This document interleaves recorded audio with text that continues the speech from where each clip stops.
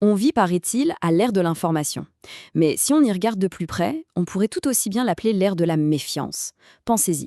Chaque jour, on est littéralement bombardé de faits, de chiffres, d'avis. Mais au final, à qui ou à quoi peut-on vraiment se fier? C'est cette équation, super complexe, qu'on va essayer de décortiquer ensemble aujourd'hui. C'est quand même le grand paradoxe de notre époque, non? On a dans la poche un accès à quasiment tout le savoir humain, et pourtant ça n'a jamais été aussi compliqué de savoir à qui faire confiance. Que ce soit les institutions, les médias, même les experts, il y a comme un doute permanent qui s'installe. Alors, comment on en est arrivé là? En fait, il y a un mot pour ça, l'infodémie. Pour se faire une idée, c'est comme si on essayait d'avoir une conversation super importante dans une pièce où absolument tout le monde hurle en même temps. C'est exactement ça. L'info juste, la bonne info, elle est complètement noyée dans un torrent de rumeurs, de fake news, de demi-vérités. Et la toute première victime de ce brouhaha, c'est notre confiance. Et ce concept un peu théorique, eh bien, on l'a tous vécu de manière très concrète et très personnelle. Début 2020, la pandémie de Covid-19 est arrivée et c'est devenu d'un coup le crash test ultime pour la communication et la confiance partout dans le monde. Justement, pour comprendre comment la confiance se fabrique ou se détruit en pleine crise, on va se plonger dans un cas d'école vraiment passionnant. La façon dont les agences de santé publique en Australie ont géré leur communication sur les réseaux sociaux au cœur même de la tempête. Parce qu'en situation de crise, le but, ce n'est pas juste de balancer de l'info. Non, le but, c'est de créer ce que les spécialistes appellent une conscience situationnelle partagée. Pour faire simple, imaginez une équipe de pompiers face à un incendie. Pour que ça marche, ils doivent tous voir la même chose, comprendre la même chose et savoir ce que les autres font. Eh bien, entre les autorités et le public, c'est le même principe. Et cette idée, elle repose sur 3 grands piliers. D'abord, bien sûr, l'information elle-même, ce qu'on dit. Ensuite, la communication, c'est-à-dire la manière dont on le dit. Mais le 3e pilier, la confiance, c'est la clé de voûte. C'est le ciment qui tient tout le reste. Sans confiance, on peut avoir la meilleure info du monde, la diffuser sur tous les canaux possibles, ça ne servira à rien. Alors justement, ce fameux 3e pilier, disséquons-le un peu.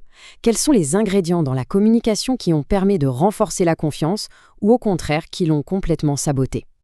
Allez, premier exemple très concret. Au tout début de la crise, en février 2020, le message des autorités sanitaires était on ne peut plus clair. C'était un non ferme et définitif. Les masques, c'est pas pour le grand public, point. Et puis, hop, quelques mois plus tard, virage à 180 degrés. Mais le plus fou, c'est que l'étude a montré que le premier message n'a même pas été effacé. Imaginez la confusion totale. 2 consignes officielles, diamétralement opposées, qui cohabitent sur la même page. C'est la recette parfaite pour semer le doute. Et ce n'était pas le seul problème, loin de là. L'analyse a pointé d'autres soucis. Par exemple, le langage super vague. Dire que le virus semble se comporter d'une certaine façon, ça ne rassure personne. Au contraire, ça crée de l'incertitude. Pareil pour le fait de ne pas dire clairement où sont les clusters. Ça génère de l'anxiété. Ce sont tous ces petits détails qui, mis bout à bout, ont fini par grignoter la confiance. Et c'est là qu'on voit vraiment l'équation de la confiance en action.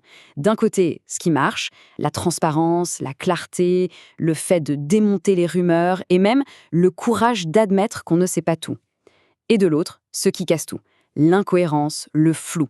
C'est simple, la confiance c'est un peu comme un château de cartes. Ça prend un temps fou à construire et 1 seconde pour s'effondrer. Mais attention, cette perte de confiance, ce n'est pas juste un concept abstrait, un sujet de débat. Ça a un impact direct, bien réel et mesurable sur la santé mentale des gens.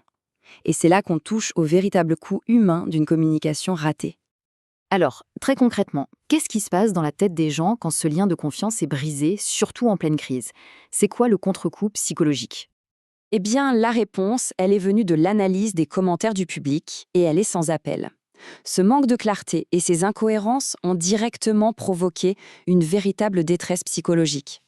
Ça commence souvent par ça, l'anxiété, ce sentiment diffus, cette angoisse face à l'incertitude. Puis, quand les messages se contredisent, l'anxiété monte d'un cran. Elle se transforme en peur, parce que le sentiment de sécurité de base, il disparaît. Ensuite, bien sûr, il y a la confusion, l'impression d'être complètement perdu, de ne plus rien comprendre à des règles qui changent tout le temps. Et pour finir, tout ça explose en colère, un sentiment de trahison qui peut amener à rejeter en bloc toute information officielle, quelle qu'elle soit. Ce cocktail d'émotions mène à un phénomène vraiment dangereux, la fatigue communicationnelle. En gros, les gens sont tellement épuisés par ce brouillard permanent qu'ils finissent par se déconnecter des sources officielles. Et c'est là que le piège se referme. En cherchant des réponses plus simples ailleurs, ils deviennent des proies parfaites pour la désinformation. Parce que la désinformation, elle a toujours des histoires simples et séduisantes à raconter. Mais les leçons de cette crise, elles vont bien au-delà de la simple gestion d'une pandémie. En fait, elles nous donnent une sorte de grille de lecture pour comprendre les grands défis de la communication scientifique aujourd'hui.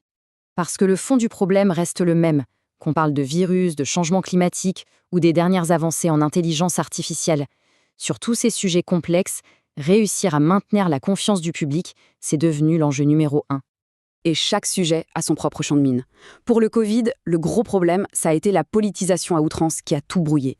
Pour le climat, c'est la notion d'incertitude scientifique qui est souvent utilisée comme une arme pour installer le doute. Et pour les nouvelles technologies comme l'IA, on part déjà avec un scepticisme de base assez fort.